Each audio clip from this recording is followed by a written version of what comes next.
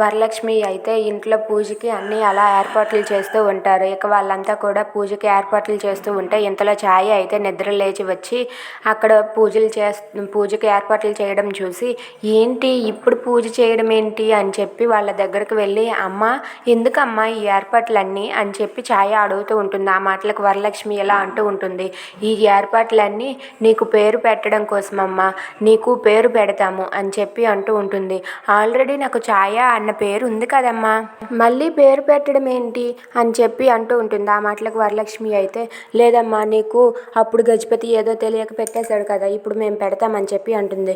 లేదమ్మా నాకు ఛాయ ఉంది కదా అని చెప్పి అంటుంది. సరేలే నువ్వు పూజకు రెడీ అవ్వు అని చెప్పి ఛాయనైతే స్నానం చేయించి పూజకు రెడీ చేయించి పూజలో కూర్చోబెడతారు. ఇక వాళ్ళిద్దరూ అయితే అలా పూజ చేస్తూ ఉంటారు. అమ్మ మీరు ఏ పేరు అనుకుంటున్నారో ఆ పేరు ఆ బియ్యంలో ఉంగరంతో రాయమ్మా అని చెప్పి పూజారి గారు అంటారు. అప్పుడైతే వరలక్ష్మి అలాగే ఛాయ వాళ్ళిద్దరూ కూడా ఛాయ పేరుని వెన్నెల అని చెప్పి బియ్యంలో రాయిపిస్తూ ఉంటుంది. ఇక వెన్నెల అనే పేరు విని ఛాయ అయితే చాలా సంతోషంగా ఫీల్ అవుతూ ఉంటుంది.